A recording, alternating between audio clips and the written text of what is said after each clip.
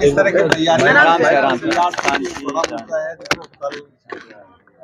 आप सभी जानते हो, कल हम सबके नेता प्रियंका जी की एक आम सभा है। चुनाव घोषित हो चुके हैं और आचार संहिता लगने के बाद पहली मीटिंग प्रियंका जी की है और सिकराय में दौसा में वो आ रही हैं। एक बहुत ही विशाल जनसभा होने जा रही है और इस पूरे क्षेत्र में, पूरे जिले और संभाग में सब जगह कांग्रेस कार्यकर्ताओं में एक बहुत बड़ा उत्साह है उनके आने को लेकर। अभी अमृता जी हमारी सेक्रेटरी हैं एआईसीसी की, मुरारी जी, ममता जी, हम सब यहाँ पर लोगों से बात कर रहे हैं। कल की मीटिंग मैं समझता हूँ एक बहुत विशाल जनसभा होने जा रही है और जो संदेश प्रियंका जी का होगा उसको सुनने के लिए सभी कार्यकर्ता और आमजन यहाँ उतारू है।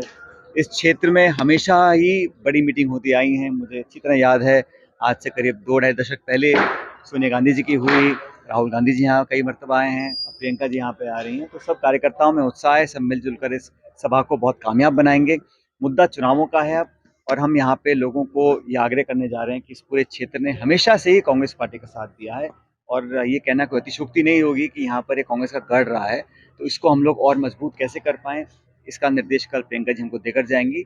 सभी नेता, कार्यकर्ता, प्रत्याशी, टिकट लेने वाले, लड़ने वाले, सब लोग मिलकर इस कार्यक्रम को कामयाब बनाएंगे। लेकिन भारतीय जनता पार्टी की जो हाल में जो खबरें सामने आई हैं उसको देखकर मुझे ऐसा लगता है कि ना तो सदन के अंदर, ना सदन के बाहर, ना जयपुर, ना दिल्ली में बीजेपी को प्रभाव छोड़ पाई है। ईआरसीपी के मुद्दे को लेकर हम लोगों ने जो बातें अपनी 12 में कही थी उसका जवाब हमें मिला नहीं है।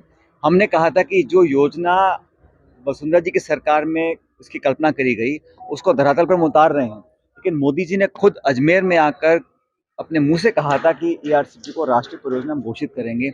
आज पूरे 5 साल बीत गए, केंद्र में पूर्ण बहुमत की सरकार है, 25 सांसद लोकसभा में भाजपा के हैं, फिर भी आज तक प्रधानमंत्री जी ने अपने वादे को पूरा नहीं किया। जनता पूछना चाहती है क्यों। कल भी हम सवाल पूछेंगे। हम योजना को लाने के लिए खरबों रुपया खर्च कर रहे हैं, लेकिन केंद्र सरकार की जो बेरुखी है उसका जवाब जनता मांगेगी। बहरहाल अब चुनाव आ गए हैं तो जनता को निर्णय करना है कि कौन जनहित कल्याणकारी योजनाओं को हम लोग बना रहे हैं। हमारी सरकार ने बहुत अच्छी योजनाएं बनाई हैं, उसको हम धरातल पर कारगर भी होते हुए देख रहे हैं। लोगों के प्रति एक मैं समझता हूँ लोग समझ गए हैं अब कांग्रेस ही एक बेहतर विकल्प है। और राजस्थान हो, छत्तीसगढ़ हो, मध्य प्रदेश हो, तेलंगाना हो, सब स्टेट्स में कांग्रेस पार्टी की भारी विजय होने वाली है। कल की जो रैली होगी प्रियंका जी की, मैं समझता हूँ ऐतिहासिक होगी और हमेशा से इस दौसा जिले ने कांग्रेस को मजबूती दी है।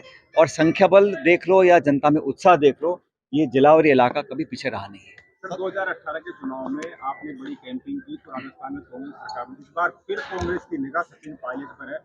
हम सब ने जो चुनाव लड़ा 18 में, मैं प्रदेश कांग्रेस का अध्यक्ष था, लेकिन हमारा जो चुनाव का फेस था वो सामूहिक नेतृत्व में रहा था हम लोगों ने।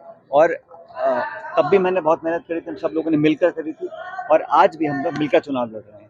और हमारी जो एकजुटता और ताकत है उसको देखकर बीजेपी के अंदर बहुत गड़बड़ाहट है और वहाँ पर जो फूट है, सर फुटबॉल है, खींचतान है, रोज सामने आ रहा है। अभी टिकट बांटे हैं 40 और झगड़े हो गए 80, तो ये दिखाता है कि वहाँ पर बहुत अंदर खाने बहुत कुछ चल रहा है। बहरहाल वो उनका अंदरूनी मामला है, मैं उस पर कॉमेंट नहीं करूंगा। हमारी पार्टी के अंदर अभी पिछले 2-3 दिनों में लगातार चर्चाएं हुई, यहाँ हमारी सेक्रेटरी भी हैं, हम सब ने बहुत विस्तार से, खुले मन से, अच्छे वातावरण में, और इन खबरों पे जो लोग प्लांट कराते हैं हमको नहीं जाना चाहिए, हम सब ने मिलकर जो पार्टी हित में था उस निर्णय को लेने की कोशिश करी है। बहुत जल्द हमारी घोषणा हो जाएंगी किस पे सीट पे कौन चुनाव लड़ेगा। लेकिन बीजेपी के अंदर जो ये असुरक्षा जहन में है वो स्वाभाविक है, मैं समझ सकता हूँ, क्योंकि हम लोग बड़े अच्छे तरीके से अपना मैनिफेस्टो बना रहे हैं। बहुत जल्द उसकी घोषणा भी हम लोग करेंगे और अगले 5 साल का जो रोड मैप है वो हम तैयार कर रहे हैं। लेकिन राजस्थान के अंदर सरकार दोबारा बनेगी कांग्रेस पार्टी की, इस बात को लेकर मैं बहुत आश्वस्त हूँ और मुझे पूरा भरोसा जनता के ऊपर है। सर, कांग्रेस सरकार बनेगी तो फिर वापस सीएम कौन होगा? भाई, हम लोगों ने पूरे देश में जब भी चुनाव होते हैं हर जगह एक सामूहिक नेतृत्व चुनाव लड़ता है। आज हमारे पार्टी के अंदर ये बात बिल्कुल स्पष्ट हो चुकी है, एआईसी से स्पष्ट किया है कि मिलकर चुनाव लड़ेंगे। और हर बार जो परिपाटी इतिहास में रही है, हर प्रदेश में चुनाव लड़ने के बाद विधायक जो जीत कर आते हैं वो निर्णय करते हैं और पार्टी का जो लीडरशिप होती है, हाईकमान होता है, वो निर्णय करता है कि कौन विधायक दल का नेता बनेगा। ठीक यही 2018 में हुआ था और वही दोबारा 23 में, न सिर्फ इस प्रदेश में, हर प्रदेश में यही किया जाएगा। तो गहलोत साहब ने आज प्रेस कॉन्फ्रेंस की, उन्होंने कहा कि सीएम का पद मुझे छोड़ लेगा और शायद अगली बार मुझे नहीं छोड़ेगा। मैंने देखा नहीं प्रेस कॉन्फ्रेंस क्या हुई, लेकिन कौन किस पद पर बैठता है, कब तक बैठता है या नहीं बैठता, इसका निर्णय हमारी पार्टी में पार्टी का लीडरशिप करती है।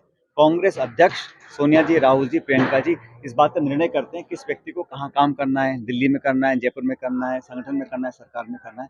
तो जो भी पार्टी नेतृत्व का निर्णय होगा वो सबको स्वीकार होगा। आज की रोड ट्रेडिंग के आरोप लगाए उन्होंने बीजेपी पर, और ये भी कहा कि राजस्थान में 10-10 करोड़ रुपए। बिल्कुल, बीजेपी ने कहाँ कोशिश नहीं करी है, लेकिन बीजेपी की कोशिश करना अलग होता है। राजस्थान में हम लोगों ने बीजेपी को हराकर, अब मत भूलो बीजेपी का जो बहुमत था वो 163 था, और उनको ऑब्वियसली मन में चोट होगी कि हमारी सरकार क्यों नहीं बन पाई।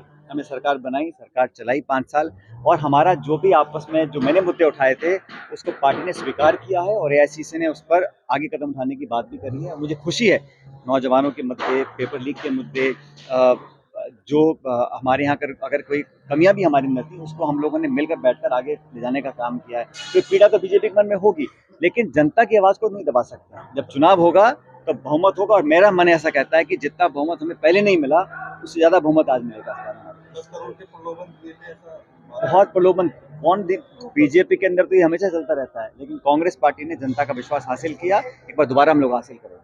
नहीं सर, जिस तरीके से शब्दों का यूज किया गया था उस टाइम, तो क्या भूल गए हैं क्या आगे बढ़ने की कोशिश? सब मैं समझा नहीं, दोबारा सवाल पूछो, क्या कहना चाह रहे हो? जिस तरीके से शब्दों का यूज किया गया था माने से जब आप गए थे, क्या आप भूल गए हैं और भूल के आपने आज सुना नहीं मुख्यमंत्री ने क्या बोला?